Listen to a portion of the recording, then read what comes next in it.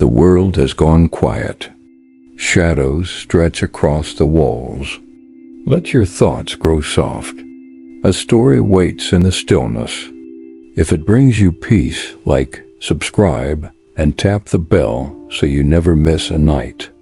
Now, let the story find you. You didn't expect the letter to arrive, not after all this time. The paper was soft with age, folded into neat thirds, and sealed with wax the color of dried rose petals. There was no return address. Only your name, written in a hand you hadn't seen in 10 years. A hand you thought was long gone. You sat on the edge of your porch, boots dusty from the walk back from town, the wind catching loose strands of your hair. The sun had just dipped beneath the ridge, setting the sky aflame with oranges and deep lavender. You knew this letter would change things. You just didn't know how. Inside the letter was brief. The promise still stands. Come to the chapel by the lake. Midnight. The full moon will know. No signature. But you knew who had written it, Eleanor. You folded the letter with trembling fingers, your chest hollow and full all at once. 10 years since she vanished. 10 years since that night you stood under the moonlight, swearing you'd wait, swearing you'd come, if ever called. You had almost convinced yourself none of it had been real, that Eleanor, with her wind-chime laughter and secret smiles, had only ever existed in the soft edges of dreams. But the ink was real, and so was the wax. You walked back into the cabin, the floor creaking beneath your feet. Everything was just as it had been for years, simple, warm, quiet. A life you had built with patience and silence. And yet now it seemed the silence had begun to whisper. You reached into the drawer beneath the old mantel clock and pulled out the silver locket. Her locket. You never dared wear it, only held it when the nights stretched too long and memory slipped between the cracks of sleep.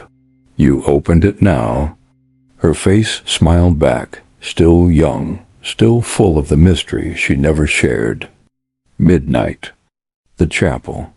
You remembered the place hidden beyond Hollow Ridge, down a path of wild briars and half-buried stones. The last time you were there, the lake had been calm, the water dark and waiting. That was the night you promised never to forget her. And you hadn't. When the hour came, you dressed in quiet layers, the kind that wouldn't catch on brambles. You took only what was needed, a lantern, the letter, the locket, and left the rest behind. The moon had already begun to rise when you stepped into the woods, its pale light painting the leaves in silver. The path had changed. Trees leaned differently, and what once were clearings were now tangled in ivy and fallen branches. But your feet knew where to go. Memory guided you better than any map. The lake appeared like a secret slowly told, smooth and still, cradled by the hills, reflecting the moon with a clarity that startled you. And there, just beyond the bend, stood the chapel. It was smaller than you remembered, more broken. The steeple had collapsed, and moss clung to the wooden slats like time refusing to let go. But the doors stood open. You stepped inside. The air was cooler here, smelling faintly of old wood and lily, long since gone. Pews, half-rotted, lined the narrow aisle. Moonlight poured through the empty window frames, turning dust into drifting ghosts. At the altar, you saw it. A single candle already lit, flickering, steady, waiting. Your breath caught. And then you heard it. Footsteps. Soft. Certain. You turned, and there she was. Eleanor. She stood just beyond the doorway, bathed in moonlight. Her dress was the same pale blue she wore that night by the lake. Her eyes held the same unreadable calm. No older, no younger, as if no time had passed at all. You didn't speak. Couldn't. She stepped forward, her eyes never leaving yours. She reached out slowly, fingers brushing yours. Warm. Real. You kept the promise, she whispered. And you nodded because you had. Whatever came next, whatever this was, it had already begun. You didn't know how long you stood there, fingers barely touching hers. The candle's flame danced between you, casting a soft gold glow that made the dust shimmer like mist. Eleanor's hand felt warm, alive. It defied the years, the questions, the logic you thought you needed to hold your world in place. She let go first, stepped back, not away from you, but deeper into the chapel, as though inviting you to follow. And you did. The wooden floor groaned softly beneath your weight, but she walked without a sound, like her feet remembered a time before the boards were splintered. You notice small things, then how her hair still curled the way it used to, at the ends, how the fabric of her dress caught the light like silk, though you knew she'd never owned anything so fine. She led you behind the altar to a narrow door you'd never noticed before. The lock was broken, hanging uselessly from rusted hinges. She pushed the door open with the gentlest touch, and you followed her down a narrow stairwell where the candlelight from above couldn't quite reach. It smelled of earth and old stone, the kind of smell that clings to memory even when you forget everything else. At the bottom of the stairs was a small room. The walls were made of stacked river stones, uneven and wet in places, with roots breaking through in silent defiance. In the center of the room stood a table, and upon it a book bound in blue velvet, faded and worn. Eleanor reached for it, her fingers grazing the cover as if asking permission. You watched her turn a page, then another. Her expression didn't change, but her breath caught. You heard it. "This is where we wrote it," she said softly. Her voice had the weight of echo, but none of it felt heavy. "Our names, our promise. Do you remember?" You stepped closer. The book smelled of time. When your eyes met the pages, you saw it. There, in handwriting so familiar it hurt, Eleanor Mayfield and your name, under the moon of July 5th, promised to return, no matter what separates us. Below, her initials. Then yours. Then a line of symbols you didn't remember writing. "I didn't think you meant it," you said, your voice low as if the stones themselves were listening. She looked at you then, eyes bright. Not with tears, but something deeper, like the knowing that lives just behind sorrow. "I meant it," she said. "I meant it even when the world forgot me." You felt the air shift, like the room inhaled and held its breath. You closed the book gently. The weight of it lingered in your hands. "What happened to you?" you asked. She didn't look away. "I went where I had to go. The promise kept me close. But time does strange things in the places I've been." She smiled, and for a moment it was the same smile you'd memorized in the days before she vanished. "You waited," she added, more to herself than to you. "Even when you stopped believing, you still waited." You weren't sure if that was true. You had buried the hope like an old coin at the bottom of a drawer, letting it tarnish and fade. And yet, here you were. "Does this mean—" You started, but the question felt too big, too sharp. She held up a hand, gentle. "I can't stay long," she said. "The moon gives me hours, not days. But I had to see you again, to remind you the promise wasn't empty." A silence settled between you, deep and forgiving. You could still hear the wind outside, brushing past the wooden walls above, as if the world hadn't noticed anything unusual. "You came to the place," she said, brushing her fingers lightly across the table's edge. "That's what matters. And you came back," you whispered. She nodded. Then she did something you didn't expect. She reached into the folds of her dress and pulled out a small bundle wrapped in linen. She placed it in your hands without a word. It was light and warm, like it had been held close for a long time. "Don't open it yet," she said. "Not until the time is right." You held it close, unsure why your chest ached the way it did, as if it recognized something your mind couldn't yet name. Her eyes lingered on yours for a moment longer, then she turned and started back up the stairs. You followed slowly, not wanting to break the silence, not wanting to blink and find her gone. When you reached the chapel's main room again, the candle had burned lower. The moon had climbed higher. Eleanor stood in the doorway now, her silhouette silver-edged. "One more promise," she said without turning around. "Will you keep it?" You didn't ask what it was. You simply said, "Yes." You stepped out of the chapel behind her, the cool air brushing your face like a memory come alive. The lake stretched out before you, still glass beneath the moon. Eleanor stood at its edge, her reflection as sharp and real as the woman herself.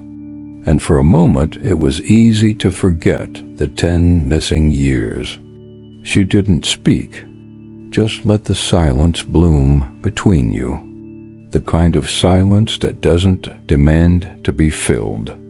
You moved beside her, boots crunching softly on the damp earth.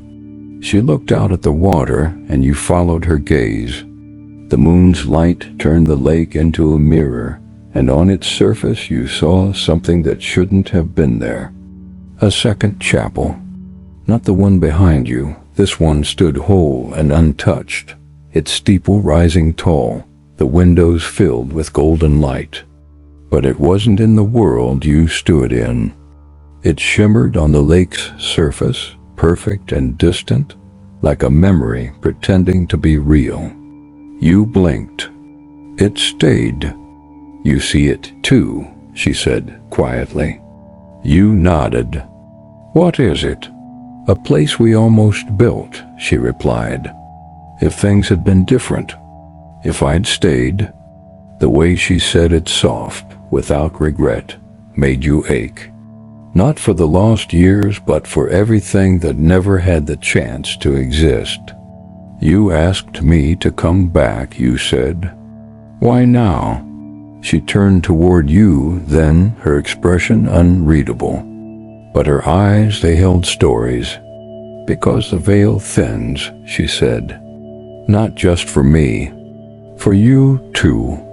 You feel it, don't you? The way the world has started to forget how it's supposed to stay solid." You thought of the dreams that had grown more vivid in recent months. The flickers of her face in the corners of mirrors. The feeling, more and more often, that something waited just outside your vision. "I thought I was losing my mind," you admitted. She smiled. You were remembering. You looked back at the shimmering chapel. "Is that where you are now?" "No," she said.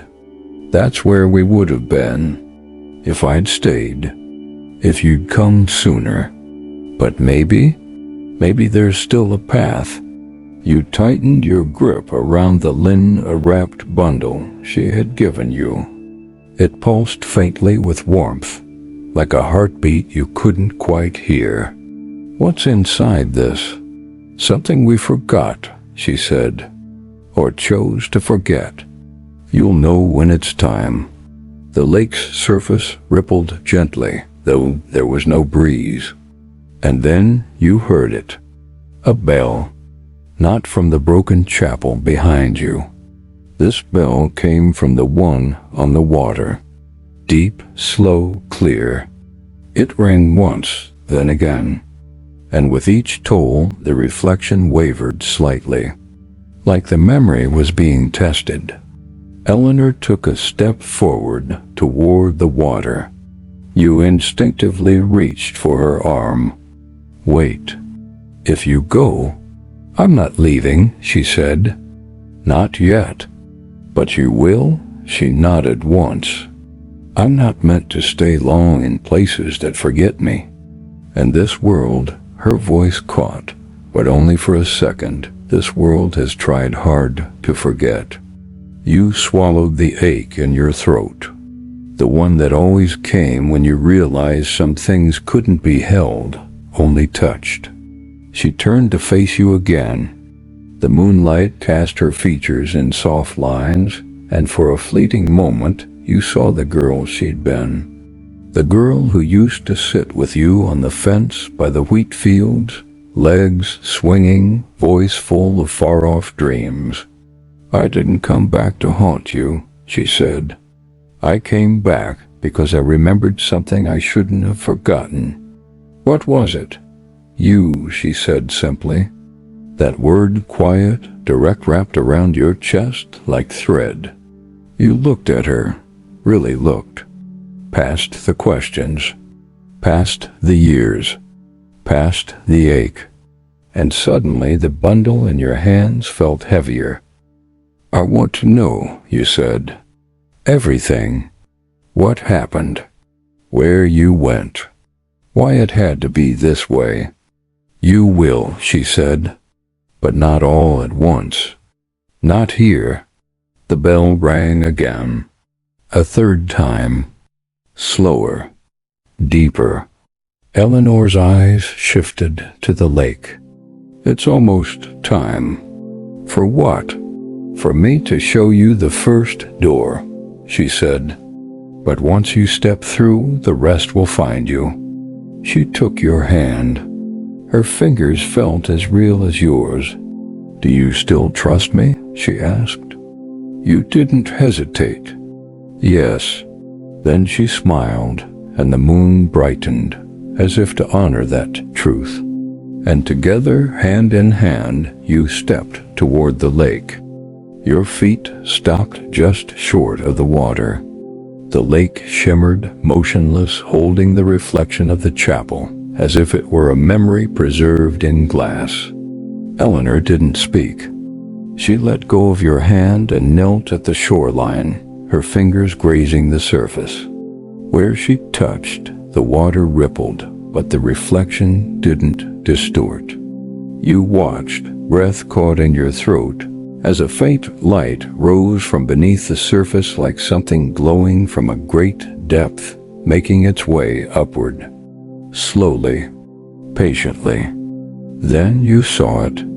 A small wooden boat, no larger than a rowboat, floated into view from the mist. It wasn't there a moment ago. It didn't belong to the world of trees and soil and wind. Its lantern glowed dimly at the bow, casting a golden line across the water. Eleanor turned toward you. It will only carry one, she said gently. You felt the ache return. Then I'm not going. But she shook her head, and her smile this time was full of sorrow. Not because she wanted to leave, but because she didn't want you to stay behind. You have to, she said. I brought you here for this. You can still move between the worlds. I can only watch. What happens when I get there? I don't know, she said honestly.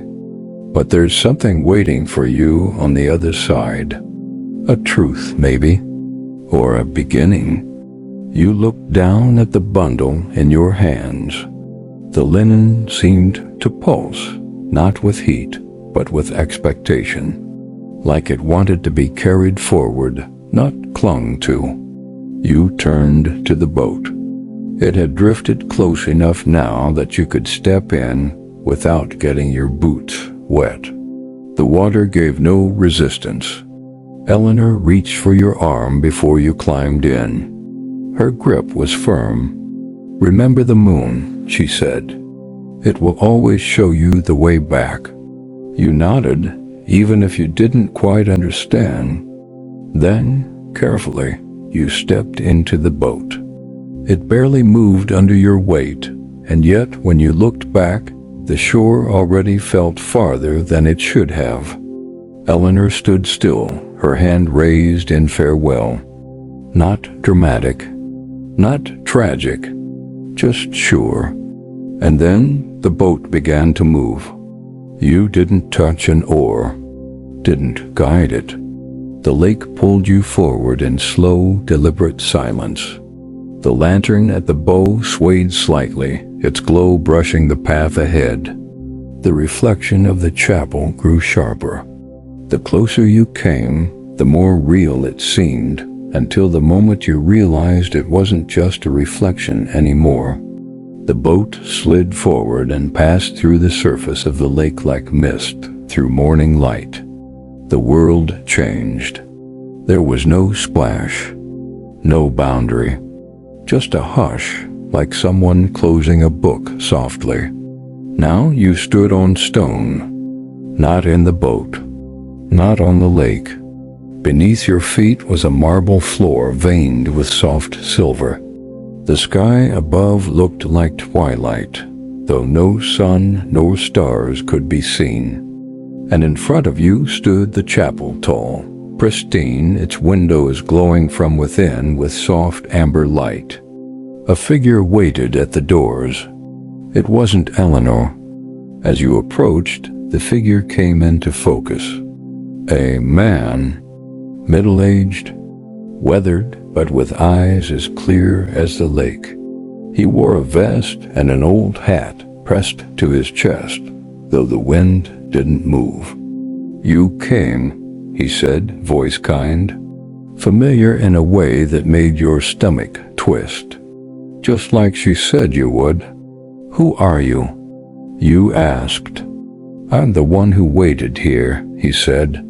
While she waited there, he stepped aside, nodding toward the chapel doors. "What you're carrying, it belongs in there." You glanced down at the bundle. "Will I see her again?" You asked. He smiled, a little sadly. "That depends on what you choose to remember." The doors opened for you on their own. Inside, music played. Soft piano notes drifting through the air like petals on water. You stepped forward, the sound guiding you. You didn't know where you were or what waited within these walls. But you knew this. You weren't lost. Not anymore. The chapel's interior felt alive, not in the way buildings sometimes creak with age, but in a softer, stranger way. Like the walls were listening, like the silence had been waiting for your footsteps to return. The pews were polished, untouched by dust. Candles floated mid along the aisle, casting a warm glow without smoke or scent. The air was still, and yet it stirred something deep in your chest. Not fear, something older, like recognition. You walked forward slowly, the linen bundle still clutched tight in your hands. It was warmer now, heavier too, as if it knew you were close to where it belonged. At the front of the chapel stood a large circular pool, not of water, but of mirrored light. It shimmered like the surface of the lake, yet it didn't reflect the room. It reflected something else. A sky full of stars, a field of tall grass, a porch swing swaying in a summer wind.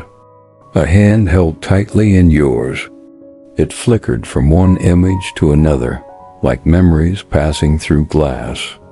Behind the pool, a low pedestal waited. The velvet cover of a book rested on it. The same one you'd seen in the underground room, though here it looked new, whole. You moved toward the pedestal. The chapel doors closed softly behind you. You didn't turn around. You didn't need to. Whoever or whatever had brought you here wasn't trying to trap you. It was simply protecting what was sacred. You placed the bundle gently on the pedestal.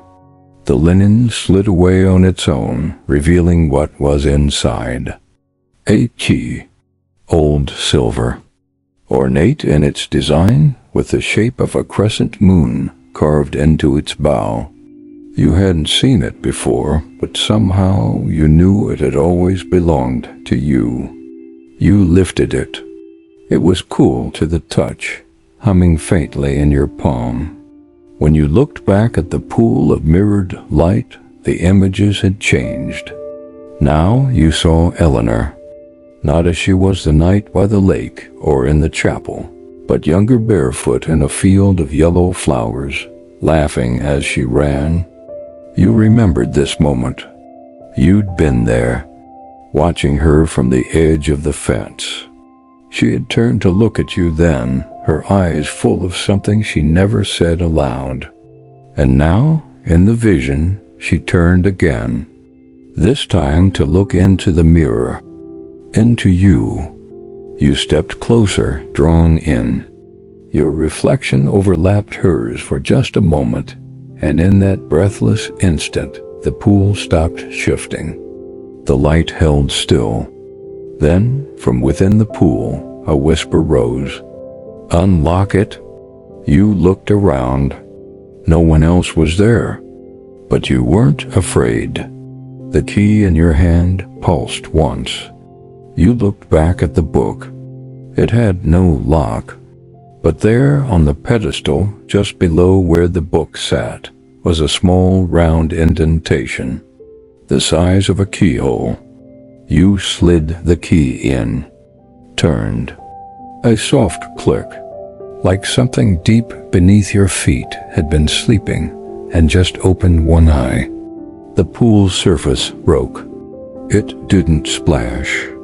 It peeled, like pages curling back, and underneath darkness, not empty, not cold, a doorway, not one made of bricks or wood or even air, but of memory, of promise.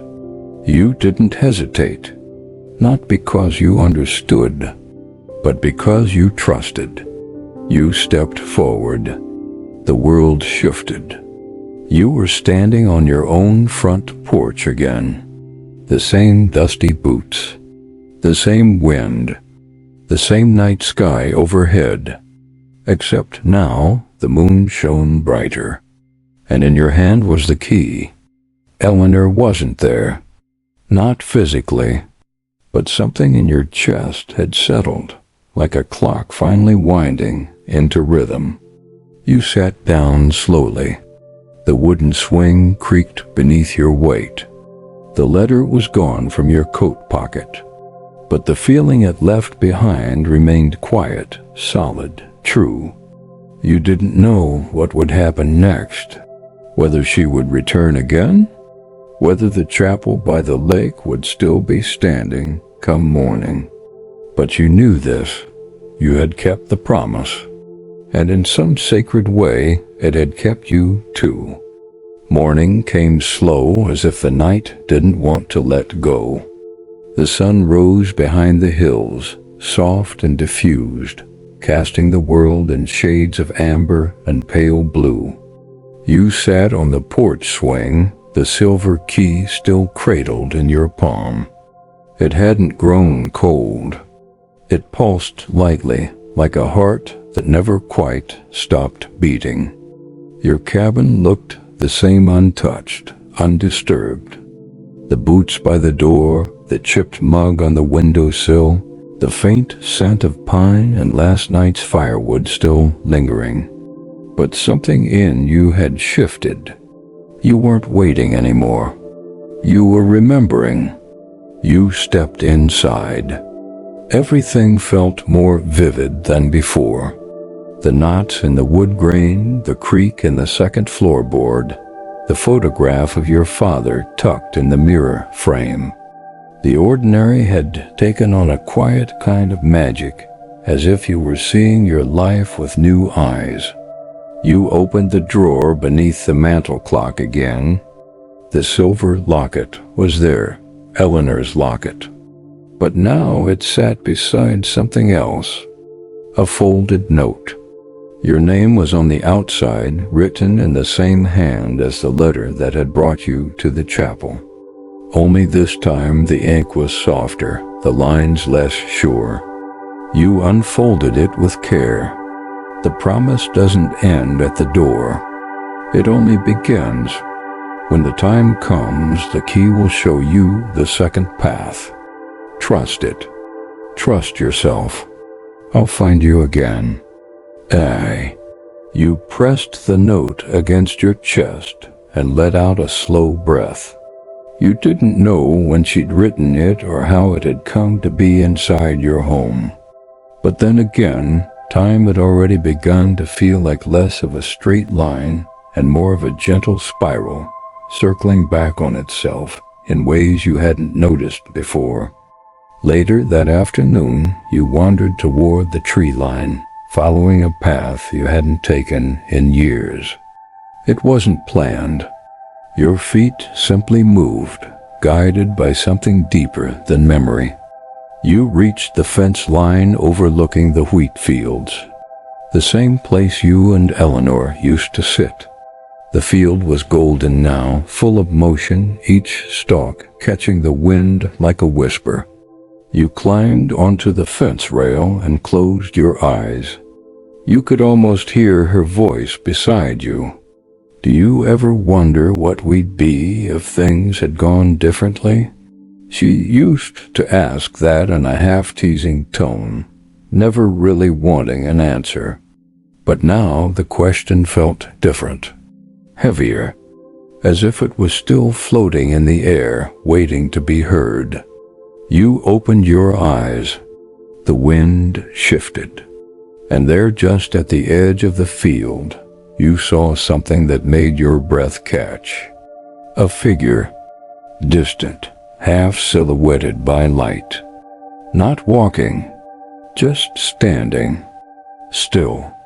You didn't move. You didn't call out, because somehow you knew this wasn't the moment for reunion. It was a reminder. The figure didn't wave, didn't turn, didn't beckon, but your heart knew it was her.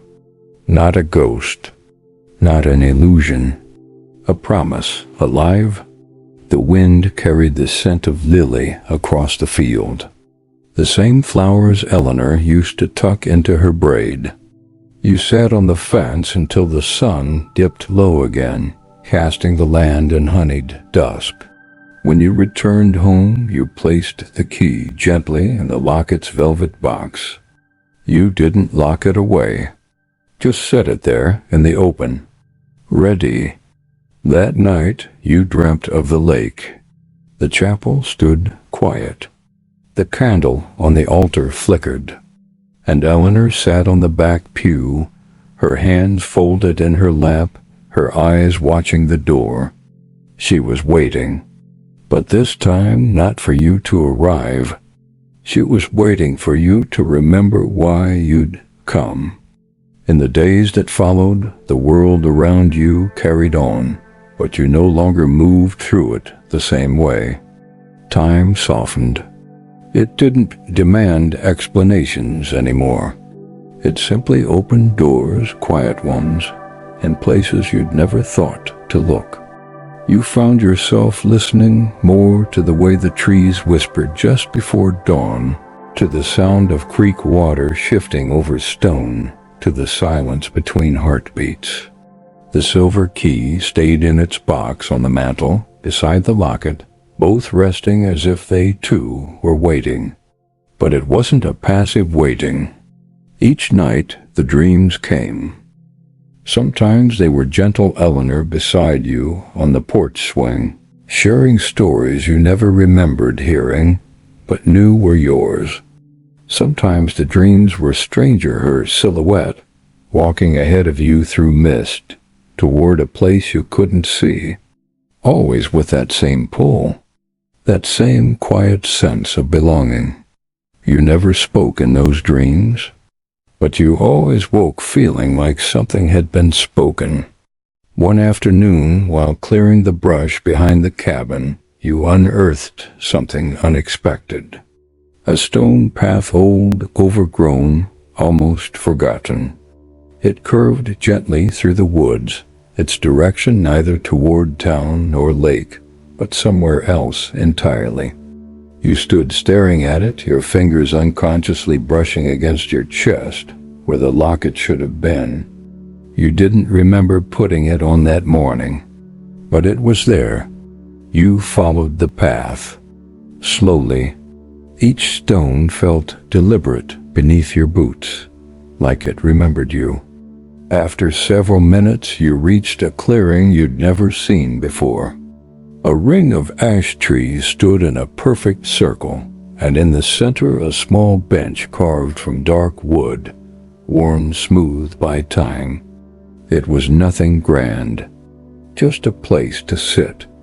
But you knew. Eleanor had come here once. You sat. The trees swayed gently, their leaves making soft music. And for the first time since the chapel, you felt her near, not in memory, not in vision, present. "I don't know if I'm supposed to speak," you said aloud. Your voice was quiet, more breath than sound. Or just listen. No answer came in words, but the wind shifted, and somewhere in the air, you caught a faint whisper your name. Not sharp, not distant, just known. The bench warmed beneath you. The locket pulsed softly. You opened it. Inside, where her photo had once been, was something new. Not a picture. A pressed flower. Pale blue. A forget-me-not. Your breath caught. You had never placed it there. You gently touched its edges, and as your fingers brushed the petals, the memory bloomed not from your mind, but from somewhere deeper. You were 17 again. Eleanor's laugh rang through the hills, her braid whipping behind her as she ran through a meadow of those same blue flowers. She had knelt, picked one, and placed it behind your ear with a grin. "I'll come back when they bloom again," she had said. You'd laughed it off, but she hadn't, and now here it was, perfect, waiting. You closed the locket and stood, not because the moment had ended, but because you understood. Some promises weren't about staying, they were about returning. That night you placed the flower on your windowsill. The moonlight found it easily, casting a gentle glow across its petals. And in your dreams, Eleanor sat beside you on the chapel steps. Her head leaned gently on your shoulder. She didn't speak. She didn't need to. The moon had begun its slow descent when you awoke. Pale light filtered through the cabin windows, rushing across the wooden floor like the soft hem of a passing gown. You sat up, heart steady, the dream still clinging to the edge of your mind like dew that hadn't yet burned away. Eleanor had been with you again, not as a vision, not as a flicker, but as presence. You stepped barefoot across the room and opened the window wider. The night air slipped in, cool and fragrant with damp pine. The forget-me-not on the sill was unchanged, still fresh, still impossibly vivid. A piece of yesterday folded into the present. You thought of the note she left, When the time comes, the key will show you the second path. You lit a candle and returned to the mantel. The box was right where you'd left it. But this time, when you lifted the lid, the key no longer felt cold. It had absorbed the warmth of the room. Or maybe the warmth had come from something else, something waiting. You turned the key over in your hand. On its stem, barely visible before, was a thin line of etched script. You brought it closer to the candlelight. It read, "Where the stone forgets the sun." You didn't know what it meant. Not right away, but you had an idea. By mid-morning, you were already on horseback, riding down the old ridge trail that bordered the eastern edge of the valley. The stone cliffs there had always been a strange place, too quiet, too cold, even in the peak of summer. Locals called it the Sleeping Wall. You hadn't been there in years. The path grew narrow, winding between trees that pressed in close like they were listening. The farther you rode, the more the world seemed to mute itself. No bird song, no wind, just stillness. You reached the edge of the cliffs as the sun hovered directly above, high and indifferent. The rocks here were smooth, pale, pitted by rain and time. You dismounted, boots landing with a dull thud against the dry earth. Your hand moved unconsciously to the key in your coat pocket. Then you saw it. A small carving at the base of the largest boulder. A crescent moon, exactly like the one on the key.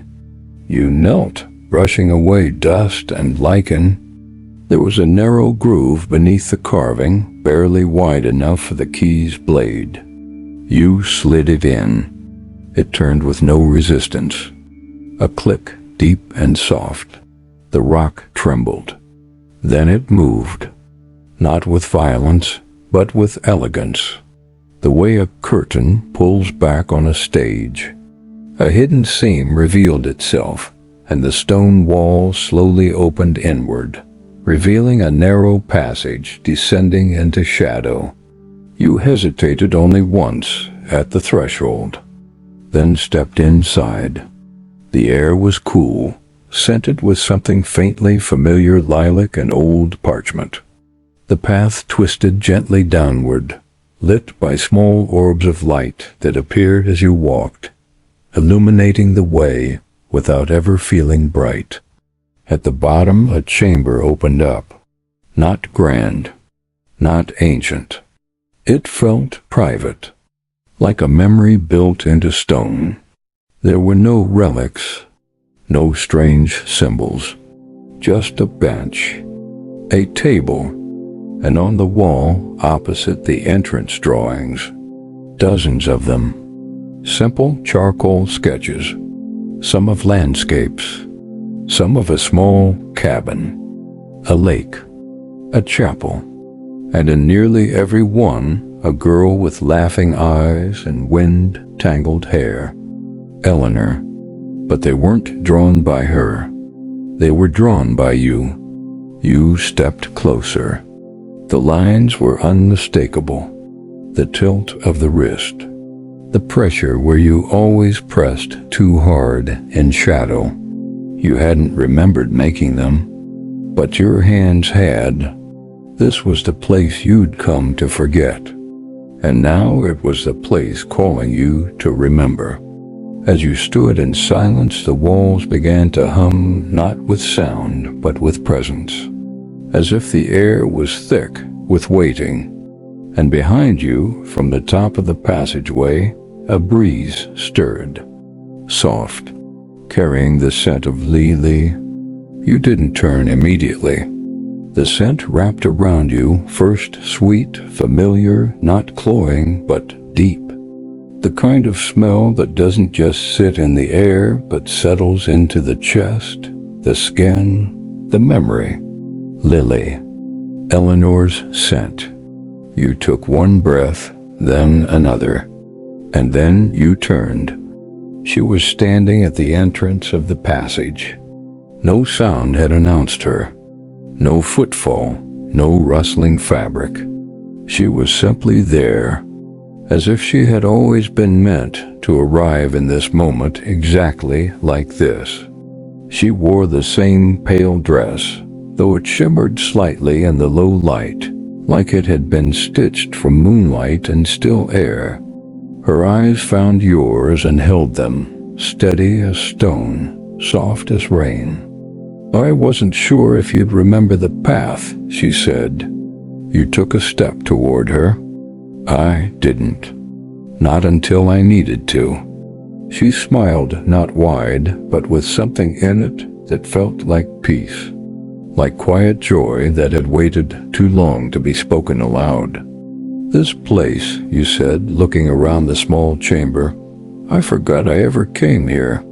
"That was part of the promise," she said gently. "You'd only remember when your heart was ready, when it was time to choose." "Choose what?" Eleanor stepped forward. She touched one of the sketches on the wall, your drawing of her, smiling beside the lake. Her fingers hovered just over the surface. "Some promises ask you to wait," she said. "Others ask you to let go. You didn't speak. You couldn't. There's a reason I couldn't stay," she continued, her voice even and slow. "Not then. Not fully. I wasn't pulled away. I chose to leave. That truth landed in you like a stone dropped in a still pond, silent at first, then sending out ripples. I couldn't bear what this world asked of us," she said, "so I left it. But the promise, I couldn't leave that behind. Not with you still holding it. You wanted to ask why she didn't say goodbye, why she didn't take you with her, why she vanished into the night and left only a locket and silence. But the questions all dissolved when she looked at you again. I wasn't strong enough," she said simply. "Back then, I thought disappearing was kinder than staying half alive." You nodded, not because you understood completely, but because some part of you already had. "And now?" you asked. She stepped toward you, close, closer than she'd been since the chapel. "Now I'm here to give you the choice I couldn't give you then." The key, still in your coat pocket, pulsed softly. Eleanor reached into her sleeve and drew out something you hadn't seen in years. A small pendant, shaped like the moon, cracked down the center. You remembered it immediately. You'd found one half buried in the river mud after she left. She had kept the other. She held it out to you now, both pieces mended, shining as one. "If you take this," she said, "you'll follow me. Not to where I've been, but to what comes next. A world not shaped by memory but by choice. And if I don't?" Her gaze didn't falter. "You'll wake up, back in the cabin. The promise fulfilled. The door closed. And you?" you asked. "I'll always be part of you," she said. "But not like this. Not as something you can still walk toward." You stood in silence.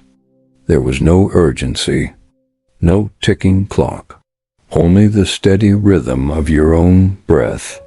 Then you looked down at her hands. You reached forward, but not for the pendant, for her fingers. You laced them with yours. Her eyes closed for just a moment, and when they opened, something inside them had changed. Not her love, not her presence, but her waiting. "Then come with me," she whispered. You didn't say yes. You didn't have to. And in the stillness that followed, the chamber began to shift, not with sound or tremor, but with light. The sketches on the walls glowed faintly. The air turned soft, like the hush before snowfall, and together, hand in hand, you stepped into the light. The light didn't blind you. It wrapped around you like a warm fog, not hiding the world, but softening it like memory does when it's been loved for a long time. You couldn't tell where the stone chamber ended and the light began. All that remained was Eleanor's hand in yours, steady, real, and warm. You walked together through a space that had no direction, no weight. Yet each step felt grounded, guided. Not toward an ending, but a return.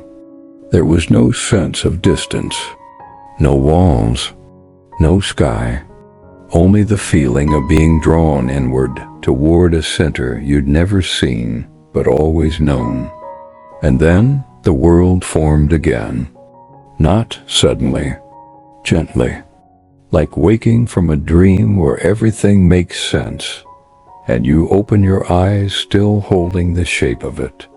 You were standing on a hillside, not your cabin, not the lake, but it felt familiar. Golden fields swayed below. The wind carried the scent of earth and wildflowers.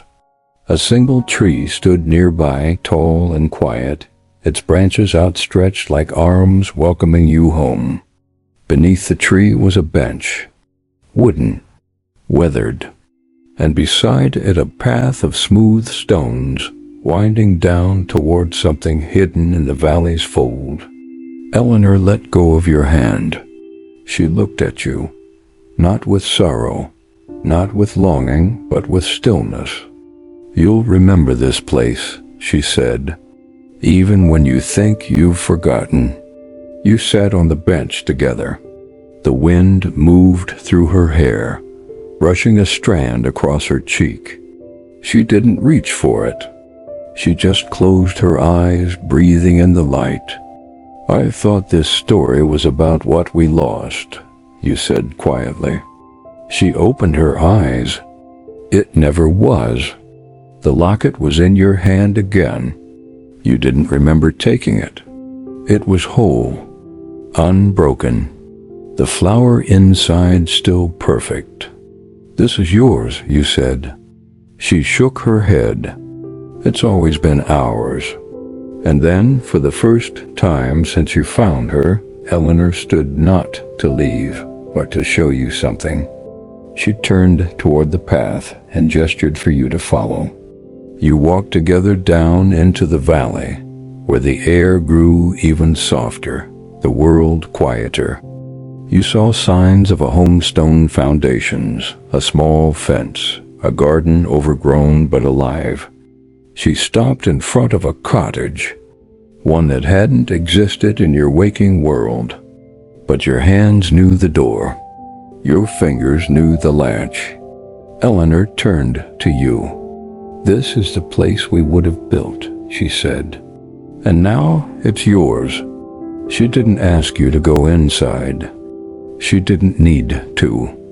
Because this time there was no leaving, no vanishing, no half-lived moments. Just space. For you.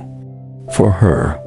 For everything unspoken, unfinished, unresolved.